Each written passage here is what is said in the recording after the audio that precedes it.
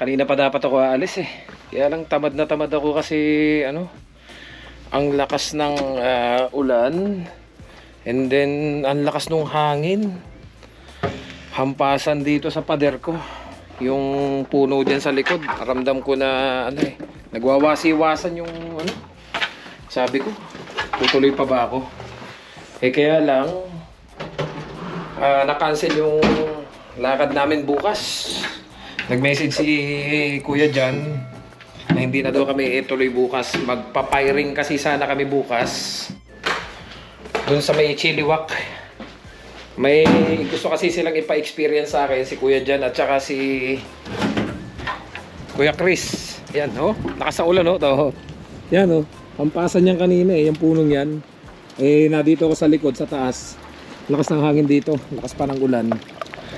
Papa-experience sana sa akin ni Kuya Chris at ni Kuya Jan yung yung firing sa Chiliwak. Kasi nga daw lagi sila napunta. Gusto daw nilang makasama naman ako.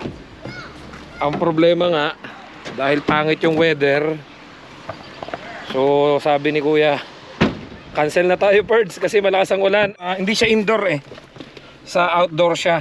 Pero ang totoo, may lakad talaga ako bukas. Kinancel ko kasi nga kung matutuloy kami nung firing dyan sa Chiliwak, mas gusto kong ma-experience yun. Kasi hindi pa ako na-experience mag-firing sila Kuya Chris at Kuya Jan, laging nagpa-firing daw sila. At nakita ko pati, ang daming baril ni Kuya Jan.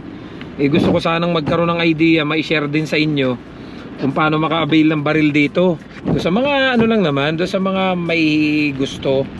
Kasi yung iba nakikita ko yan kagaya ni Inags. Ang alam ko may baril din yun Yung sa gusto lang maka-experience mag-firing. Actually plano ko dati dito sa The Range lang na mag-firing. Indoor naman yun, may bayad. Then sabi nila, gusto mo pala ng ganon, sige sama ka namin dito sa Chiliwak. Hindi mo na kailangan magbayad ng baril kasi nga may baril naman si Kuya Chris. Ang bibili na lang daw namin is bala.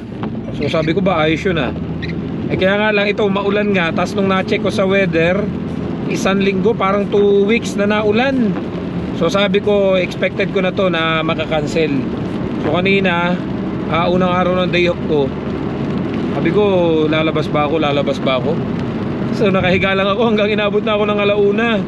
Plano ko sana magbebenta ako ng bote, kaya lang nung nararamdaman ko yung lakas ng hangin na humahampas do sa pader ko, sabi ko paano yan pag naglalagay ako ng bote do sa yung binibilang ko.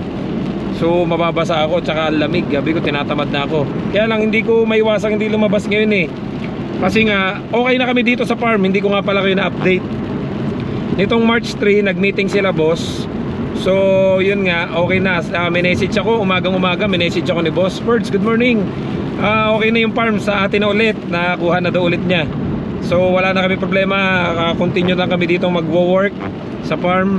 And yun din yung naging reason ko nung mga nakaraan na nabanggit ko nga po sa inyo kung bakit madalang akong gumawa ng video. Kasi nga nawalan ako ng internet, hindi naman ako makapagpakabit. Kasi nga sabi ko baka magpa-install ako ng internet, ng wifi sa bahay. And then policy naman kami, baka mamaya alam niyo magpalit ng management. Kasi may mga cases dito na yung company nagpalit ng may-ari, ang nangyari yung lahat ng workers pinalitan din po. So sabi ko maganda yung ready. So hindi muna ako nagpapa-install ng internet, hindi din muna ako nagbibili-bili ng stock, baka mamaya maghahakot kami, lilipat na pala kami.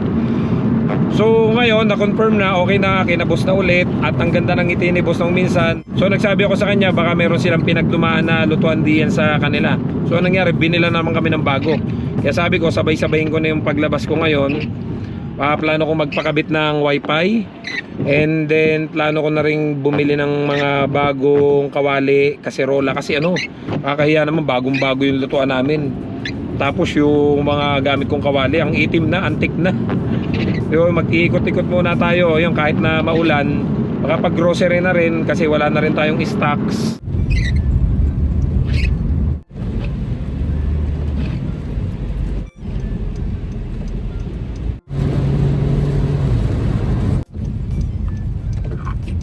Grabe, lakas ng ulan ano. Kaya tinatamad ako talaga kanina lumabas eh. Pag yung ganitong maulan tapos yung hindi mo makita yung daan, gusto ko na lang magpahinga, manood ng movie. Kaya lang, kailangan na talaga eh. Kasi nahirapan ako ng lahat ng gadgets ko, naka-hotspot lang dito sa phone ko. Wala akong masyadong upload na magawa. Yung mga ibang nagpapagawa ng ganitong vlog, ganito, ganyan, hindi ko magawa kasi nga ang bagal mag-upload. Minsan natulog na ako, pagising ko hindi pa rin naka-upload, pag data lang. Minsan naman pag napunta lang ako kina kuya dyan, doon ako nakiki-upload. Kaya sabi ko, hindi, papakabit na ako ng internet. Total, ano naman, okay na kami dito sa farm. Yun lang naman ang iniintay kong sagot eh. Tsaka nga pala, update ko nga din pala kayo, yung LMIA namin, pwede na, nag-i-issue na ulit. Yun nga lang, hindi ko pa alam kung kukuha pa ba uli si boss ng tao. Pero kung tatanungin nyo ako, talagang kulang kami sa tao. Yun nga lang, mahirap tanungin si boss kasi nga parang nag-a-adjust pa sa schedule ng bawat tao eh. May mga inilagay si boss doon sa mga nabakanting position, yung mga anak niya. So hindi natin alam kung hanggang kailan ulit ilalagay yun doon. Baka mamaya pag may lakad sila at hindi sila matuloy, or halimbawa may gusto sa aming magbakasyon, walang papalit, yun, doon na yan magsasabi na kailangan ng tao. So ngayon hindi pa ako makapagtanong, nakakahiya naman.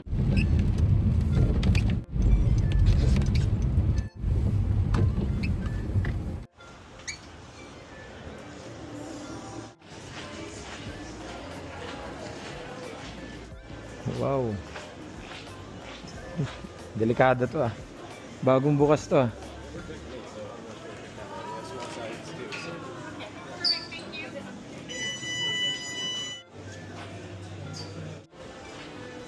Yun, Rogers.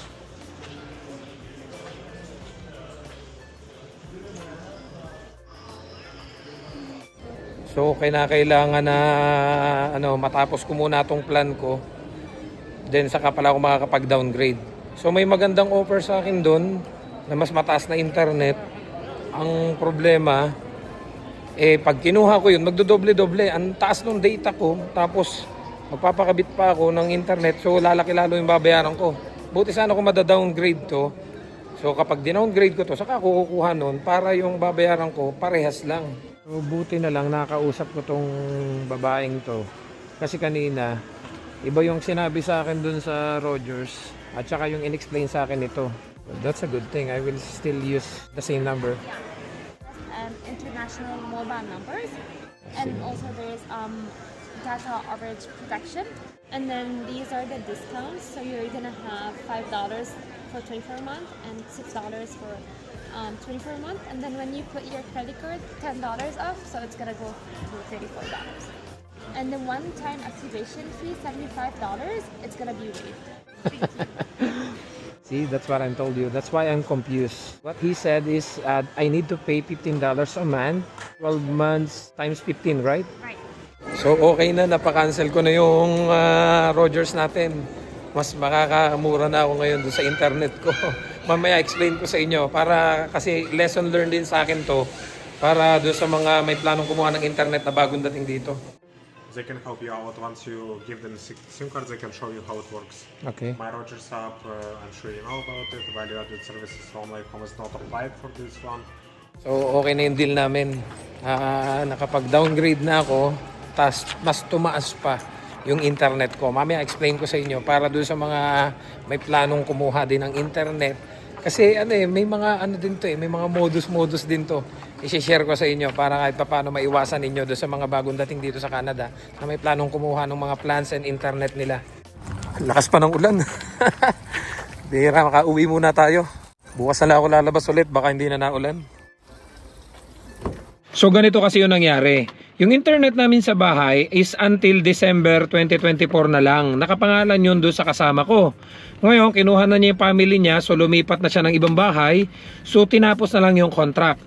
So to make the story short, ngayong pagpasok ng 2025, January, February, March, wala na kaming internet sa bahay. So ang ginagamit ko na lang is data.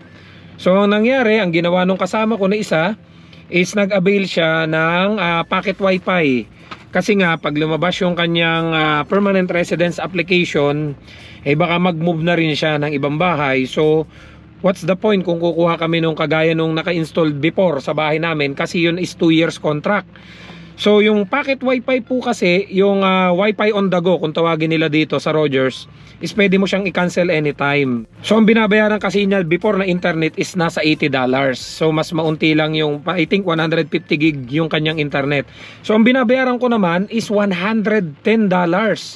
So yun ang dapat nyong iwasan, kasi before 50 gig lang yung binabayaran ko ay nasa, I think kulang-kulang $80 po. So dahil kasama na yun doon sa plan, yung 50 gig na binabayaran ko, which is $80 plus 67 doon sa phone. So nangyari, yung 50 gig ko hindi na sumasapat dahil wala na nga kaming wifi sa bahay, mas mabilis na uubos yung internet ko. So ang ginawa nung kasama ko, yung $80 na binabayaran niya sa internet, kasi tapos na yung contract niya yung $80 na binabayaran niya, nag-downgrade siya. So $35 na lang, nag-iba na siya, hindi na Rogers. So Fido na yung gamit niya. So from $80, $35 na lang yung binabayaran niya sa data niya sa cellphone.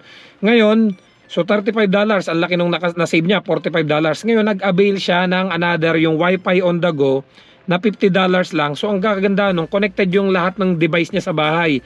Yung TV niya, yung kanyang tablet, yung kanyang computer. So sabi ko, parang gano'n na lang kaya yung gawin ko.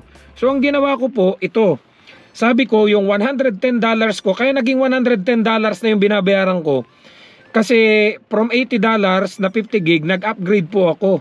Pag titingin ka kasi dito sa mismong sa mismong application mo, kasi kapag kumuha ka ng let's say Rogers na plan, magda-download ka kasi doon ka din magbabayad. So ang option lang dito na makikita mo sa site nila is puro upgrade, na ang gaganda nung deal. Parang masisilaw ka na, konti lang yung diferensya nung itinaas ng babayaran mo, pero ang taas nung nung datang mapapadagdag. So from 50 gig naging 250 gig ako.